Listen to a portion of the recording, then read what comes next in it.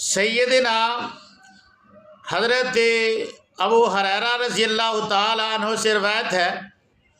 کہ رسول اللہ صلی اللہ علیہ وآلہ وسلم نے فرمایا، روزے کا بڑا اجر ہے، بڑا ثواب ہے،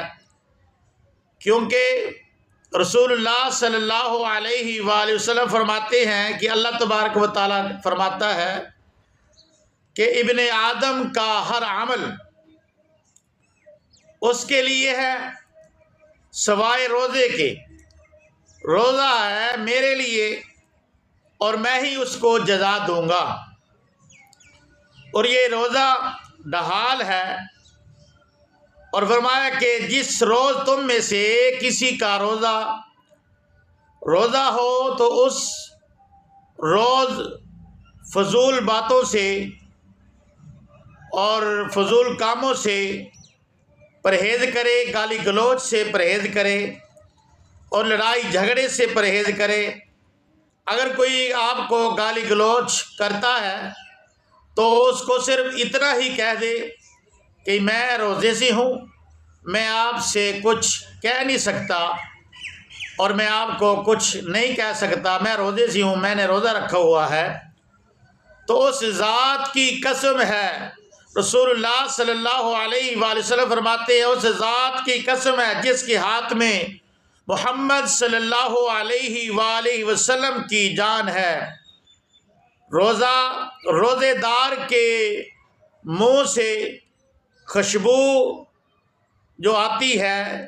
فرمایا قیامت کے دن اللہ تبارک و تعالی یعنی کہ مشک کی خوشبو سے بھی زیادہ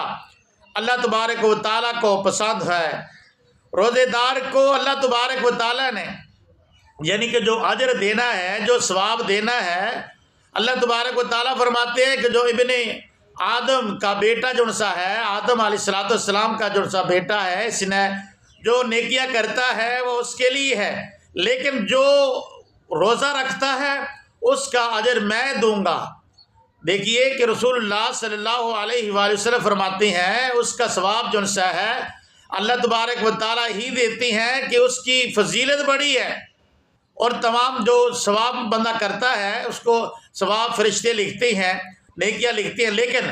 جو بندہ مسلمان روزہ رکھتا ہے اس کا اجر اللہ تبارک و تعالی ہی اس کو دیتے ہیں۔ فرشتے یعنی کہ اس کا ثواب لکھ ہی نہیں سکتی، اتنی طاقت ہے اس اجر میں، روزہ رکھنے میں اتنا ثواب ہے بے حساب، یعنی کہ اللہ تبارک و تعالیٰ نے روزے دار کو اللہ پاک نے عطا فرما دیا ہے۔ اور جس وقت روزہ رکھتا ہے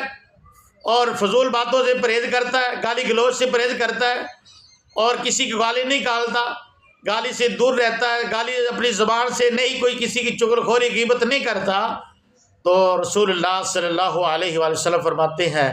کہ روزے دار کے منہ سے جو بدبو آنے والی ہے، فرمایا کہ روزے دار کے منہ سے جو خوشبو آنے والی ہے، فرمایا کہ یہ بہت پیاری اللہ تبارک و تعالیٰ کو خوشبو لگتی ہے۔ اور فرمایا کہ روزے دار کو اللہ تبارک و تعالیٰ نے دو خوشیاں عطا فرمائی ہیں۔ اللہ تبارک و تعالیٰ نے دو خوشیاں اللہ پاک نے دی ہیں روزے دار کو، اور پہلی خوشی دنیا میں یعنی ایک خوشی دنیا میں اللہ تبارک و تعالیٰ دے دیتی ہیں، خوشیاں ایک خوشی جو سی اللہ تبارک و تعالیٰ دنیا میں ہی اس کو دے دیتے ہیں، اور ایک خوشی جو سی ہے وہ کل قیامت والے دن اللہ تبارک و تعالیٰ عطا فرمائیں گے۔ یعنی کہ جو دنیا میں خوشی ملتی ہے وہ افطاری کے وقت کتنا بندہ خوش ہوتا ہے اور افطاری کے وقت کتنی بندے کو خوشی ہوتی ہے، اور دوسری خوشی ہے کہ کل قیامت والے دن اللہ تبارک و تعالیٰ اپنا دیدار کرائیں گے۔ کل قیامت والے دن اللہ تبارک و تعالیٰ اپنا دیدار کرائیں گے، زیارت کرائیں گے۔ اتنا اللہ تبارک و تعالیٰ یعنی کہ روزے دار سے محبت کرتا ہے، روزے دار سے اللہ تبارک و تعالیٰ پیار کرتا ہے۔ تو یقیناً آئیے جو ماہ رمضان کا مہینہ ہے تو اس سے